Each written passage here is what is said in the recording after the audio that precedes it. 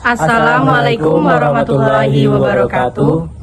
Kami dari kelompok 7 yang beranggotakan saya sendiri, Semak Christian Saputra dengan ujung NIM 68. Dengan saya Husnul dengan ujung NIM 59. Saya Dewi Miftahul Hasanah dengan ujung NIM 81. Saya Nadine Randika Putriko dengan ujung NIM 72. Di sini kami akan melakukan wawancara terhadap masyarakat, dosen dan mahasiswa tentang pendidikan multikultural. Ya, itu tadi. Selamat menyaksikan. Assalamualaikum Bapak. Kami dari mahasiswa Universitas Jambi dari Prodi Pendidikan Sejarah izin melakukan wawancara, Pak. Boleh, silakan. Mungkin bisa terlebih dahulu perkenalkan dirinya, Pak. Oh, nama saya Bapak Sumardi. Mengajar di SMP Negeri 11 Kabupaten Muaro Jambi. Dulu. Saya guru IPS kelas 7. Kalau boleh tahu sukunya apa? Suku saya suku Melayu. Melayu Jambi. Izin mungkin langsung saja pertanyaannya. Baik, silakan. Kita Bapak langsung saja pertanyaannya pertama. Bagaimana pendapat Bapak tentang perbedaan suku, agama, latar belakang sosial di lingkungan Bapak tinggal? Menurut saya kita ini kan orang Indonesia itu beragam, berbagai macam suku, bahasa, latar belakang yang berbeda. Ada orang Jawa, ada orang Batak, orang Cina. Bahkan Indonesia ini sekitar 70.000 suku. Jadi Indonesia ini dari Sabang sampai Merauke itu berbeda suku. Jadi karena berbeda suku, maka para pahlawan kita ini membentuk bangsa Indonesia itu memang dari berbagai macam latar belakang suku, dari status sosial, kemudian keturunan itu memang berbeda. Maka disatukanlah menjadi satu negara, yaitu bangsa Indonesia. Nah, itulah slogan bangsa Indonesia. Walaupun beda-beda suku, bangsa, agama, ras dan sebagainya itu, namun kita tetap satu bangsa, yaitu bangsa Indonesia atau NKRI. Jadi kita saya sebagai masyarakat biasa berpendapat perbedaan itu jangan dijadikan masalah, baik itu beda agama, beda suku, karena kita tinggal satu negara, yaitu negara NKRI.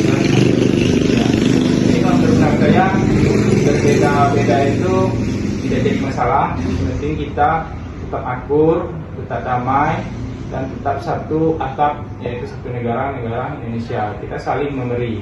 Dalam agama Islam pun diajarkan kita dengan agama lain, suku lain itu saling mengasihi dan menyayangi dengan batas-batas yang diatur dalam agama, supaya lebih akur dan bisa menjadi satu bangsa, satu yaitu bangsa Indonesia yang lebih baik dan jaya.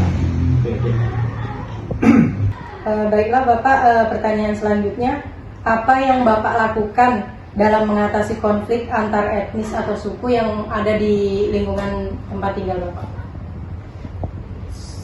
Kalau saya ini kan masyarakat, Iya. jadi sebenarnya tidak bisa berbuat banyak mengenai adanya perbedaan itu.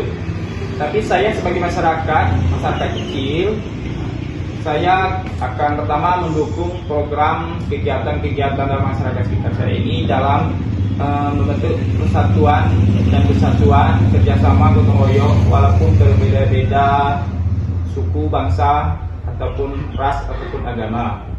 Kemudian saya akan bersikap netral, tidak membeda-bedakan baik itu tetangga saya, teman saya dalam bergaul, baik itu dia sukunya lain dengan saya tetap samakan, dan saya tetap menghargai dia dan menghormati dia, dan mengajak mereka yang berbeda suku itu bahwa kita ini adalah satu bangsa, yaitu bangsa Indonesia, yang dimana bangsa Indonesia itu beragam suku di dalam masyarakatnya.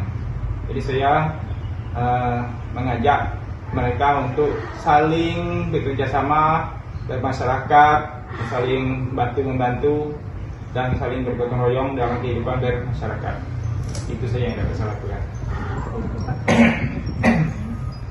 Ada lagi? Satu lagi, Pak. Untuk pertanyaan terakhir Bapak, Ya. itu apa harapan Bapak untuk generasi muda dalam mengatasi tindakan diskriminatif di lingkungan masyarakat? Saya sebagai masyarakat biasa mengharapkan untuk generasi muda, baik itu Indonesia atau Jambi khususnya, kita ini sudah terlahir dalam berbentuk beragam suku, bangsa, ras, dan agama. Ini harapan kita untuk membangun bangsa kita ini, terutama provinsi Jambi, kita bersama-sama untuk saling pengertian, saling menghormati dalam perbedaan-perbedaan suku, bangsa, dan agama dan sebagainya, dalam membangun Indonesia dan Jambi khususnya, agar orang muda itu tidak bermusuhan, namun bekerja sama dalam hal apapun, bermasyarakat, dalam pemerintahan, dan bekerjasama sebagai pemuda-pemudi yang sebagai calon generasi ke depan, supaya saling memberi dan mengisi, saling memberi ilmu pengetahuan dan mengisi kosongan-kosongan yang tidak bermanfaat, dan saling tolong menolong dalam perbuatan kebaikan, bukan perbuatan yang buruk, atau apalagi seperti saling menghina, saling mengejek, dan bahkan saling bermusuhan, bahkan saling berperang dalam suku, itu dihindari. Tapi kita bekerja sama dalam membangun bangsa Indonesia menjadi pemuda generasi yang akan depan, karena pemuda itulah nanti yang gantikan pemimpin-pemimpin kita yang sekarang ini. Pemimpin kita sekarang ini mungkin sudah nanti sudah pensiun, sudah meninggal dunia, maka para pemuda sekarang inilah yang akan menggantikan pemimpin yang akan datang. Maka dari itu pemimpin yang akan datang, para pemuda itu jangan sampai membeda-bedakan, tapi bekerja sama untuk menjadi pemimpin-pemimpin yang akan datang 10 tahun, 20 tahun, 30 tahun nanti kan. Para pemuda-pemudi inilah yang menjadi memimpin bangsa Indonesia, atau khususnya provinsi Jambi yang kita cintai ini. Itu nanti ada posisinya masing-masing, ada yang jadi gubernur, ada yang jadi ibu guru, jadi bapak guru. Itu bekerjalah dan tidak membeda-bedakan suku, bangsa, dan agama. Mungkinnya itu ya. Terima kasih Bapak atas jawabannya dan waktunya. Maaf mengganggu waktu istirahatnya Bapak. Oh iya, Bapak. Terima kasih. Assalamualaikum warahmatullahi wabarakatuh. Salam. Baik Bang, mungkin tanpa salah lagi kita mulai wawancaranya. Yo, silakan dimulai. Ini untuk boleh dikasih tahu dulu Bang, nama sama sukunya Bang? Nama abang Tama, sukunya suku Minang. Baik Bang, langsung saja ke pertanyaannya, yaitu yang pertama, bagaimana pendapat Abang tentang perbedaan suku atau agama yang ada di lingkungan tempat Abang tinggal? Bagi saya kuncinya adalah sikap saling menghormati, komunikasi yang baik, serta memahami bahwa meskipun kita berbeda, kita tetap memiliki banyak kesamaan sebagai manusia. Ketika ada rasa saling menghargai, keberagaman justru membuat lingkungan lebih harmonis. Pertanyaan kedua, apa yang Abang lakukan dalam mengatasi konflik antar etnis atau suku? Bagi saya, mengatasi konflik antar etnis atau suku membutuhkan pendekatan yang bijak dan berbasis pada prinsip saling menghormati. Untuk pertanyaan terakhir Bang, apa harapan Abang untuk generasi muda dalam mengatasi tindakan diskriminatif di lingkungan masyarakat? Ini untuk generasi muda kan? Bagi abang, harapan untuk generasi muda dalam mengatasi tindakan diskriminatif di lingkungan masyarakat mungkin ada 3 bagi abang tuh, yaitu menjadi generasi yang toleran kepada masyarakat, dan yang kedua tuh menyebarkan nilai kesetaraan bagi masyarakat, dan terakhir tuh bagi abang tuh berani bertindak positif dalam memajukan suatu organisasi di masyarakat. Baik, Assalamualaikum warahmatullahi wabarakatuh. Perkenalkan, saya Dewi Miftahul Hasanah dengan ujung NIM 81 dari Prodi Pendidikan Sejarah. Di sini saya akan mewawancarai teman saya sebagai mahasiswa terkait dengan pendidikan multikultural yang ada di universitas. Baik, mungkin bisa perkenalan langsung. Sebelumnya, izin perkenalkan, nama saya Nabila dari Pendidikan Biologi. Mungkin itu saja perkenalan dari kami. Langsung saja ke pertanyaan pertama untuk terkait wawancaranya. Pertanyaan pertama, bagaimana pendidikan multikultural diterapkan di universitas menurut Nabila? Menurut saya, melalui mata kuliah dengan mengajarkan tentang keberagaman atau budaya, agama, dan genre. Dengan melalui kerja kelompok, tidak membandingkan mahasiswa dengan latar belakangnya. Oke. Pertanyaan selanjutnya, apakah Nabila pernah mendapat perlakuan diskriminatif di sekolah atau di lingkungan kampus? Tidak pernah. Kalau tidak pernah, apakah Nabila pernah melihat teman diperlakukan dengan tidak adil atau diperlakukan dengan perlakuan diskriminatif?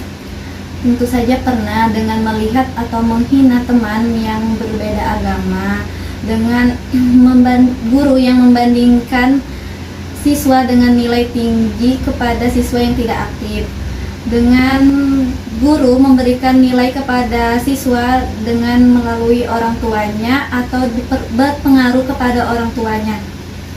Oke. Pertanyaan terakhir, saran Nabila tentang keberagaman yang ada di Universitas Jambi. Yaitu sarannya tetap saling menghargai, tidak menjatuhkan walaupun beda agama, saling menjaga silaturahmi, saling menghormati antar suku, agama, dan ras. Baik, mungkin itu saja wawancara singkat dari saya dan Nabila. Saya akhiri. Wassalamualaikum warahmatullahi wabarakatuh. Assalamualaikum warahmatullahi wabarakatuh. Perkenalkan, nama saya Wisnu. Di sini saya ingin mewawancarai teman saya yang bernama. Perkenalkan, saya M. Danis dari Prodi PPKN Angkatan 22. Baiklah, langsung saja ke pertanyaan yang pertama. Gimana pendidikan multikultural diterapkan di Universitas Muda? Di Universitas Jambi, seperti yang kita tahu, kita dipersatukan dengan berbagai keberagaman, baik itu budaya maupun agama. Di sini pendidikan multikultural berperan penting untuk memberi pemahaman tentang bagaimana kita dalam bersosial dengan keberagaman, baik budaya ataupun agama. Baiklah, langsung saja ke pertanyaan yang kedua.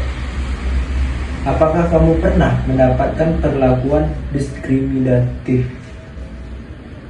Untuk sejauh ini, saya belum pernah mendapatkan perlakuan diskriminatif dari lingkungan saya selama perkuliahan di Universitas Jambi.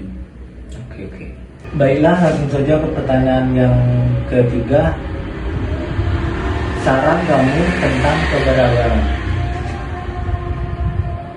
Saran saya, karena keberagaman itu sangat penting, terutama bagi kita yang hidup di lingkungan dengan berbagai perbedaan. Untuk itu kita perlu mempelajari dan memahami bagaimana cara menghargai perbedaan dalam keberagaman. Mungkin itu saja. Baiklah, terima kasih. Assalamualaikum warahmatullahi wabarakatuh. Perkenalkan, di sini nama saya Dewi Miftahul Hasanah dengan ujung NIM 81. Di sini saya akan mewawancarai Bapak Firman sebagai salah satu dosen dari UNJA. Di sini saya akan mewawancarai mengenai pendidikan multikultural. Pertanyaan pertama, Bapak, pendidikan multikultural ini kan adalah salah satu mata kuliah yang ada di Universitas Jambi ini. Nah, di sini kami sedang mengampu mata kuliah pendidikan multikultural ini. Menurut Bapak, bagaimana tentang pendidikan multikultural yang ada di universitas ini? Terima kasih. Pendidikan multikultural itu sangat bagus sekali, karena pendidikan multikultural itu adalah suatu pendekatan dalam dunia pendidikan yang menekankan pada penghormatan, penghargaan, dan pemahaman terhadap keberagaman. Nah, keberagaman budaya, suku, agama, dan latar belakang sosial dari masyarakat. Nah, pendidikan ini bertujuan untuk menciptakan lingkungan belajar yang inklusif, di mana setiap individu merasa dihargai dan diperlakukan secara adil tanpa diskriminasi. Baik Bapak, pertanyaan selanjutnya, bagaimana penerapan pendidikan multikultural diterapkan di Universitas Jambi? Baik, pertanyaan Anda bagus sekali. Pendidikan multikultural ini sudah banyak dirasakan di mana saja kita berada, terutama di Universitas Jambi. Kita lihat bagaimana kita tidak yang seperti yang dikatakan tadi, lingkungan belajar yang inklusif, kemudian tidak ada diskriminasi. Semua dosen itu menghargai semuanya anak atau mahasiswa yang dihadapinya. Dan hal itu dilihat juga pada seperti bulan Ramadan ini. Nah, yang menjalankan agamanya masing-masing silakan dengan toleransi yang begitu baik sesama mahasiswa. Dan malahan ada yang juga bagaimana dia menghargai kita di dalam berpuasa. Yang pertama sekali kita lihat misalnya pada sikap toleransi dan saling menghargai perbedaan di antara peserta didik. Nah, kita kan berasal dari bermacam-macam suku bangsa yang ada, terutama Universitas Jambi itu mungkin ada yang dari timur, dari barat, dari utara, semuanya itu tidak ada merasa canggung, artinya sama diperlakukan seperti tidak ada perbedaan di antara peserta didik itu. Kemudian mengembangkan rasa persatuan dalam kebenekaragaman dengan menanamkan nilai-nilai kebersamaan seperti terlihat di dalam berorganisasi, dalam organisasi sosial, dan di situ semuanya ada gitu. Kemudian juga mengurangi prasangka diskriminasi, dan di setiap stereotip dalam kehidupan sosial itu tidak ada prasangka yang jelek. Kalau ada juga seperti itu karena dia diajarkan pendidikan multikultural, dengan demikian dia memahami di mana bumi dipijak, di situ langit dijunjung, dan itu sangat dihargai. Nah, kemudian mempersiapkan individu untuk hidup dalam masyarakat yang mencemuk dengan keterampilan berkomunikasi atau yang berbudaya.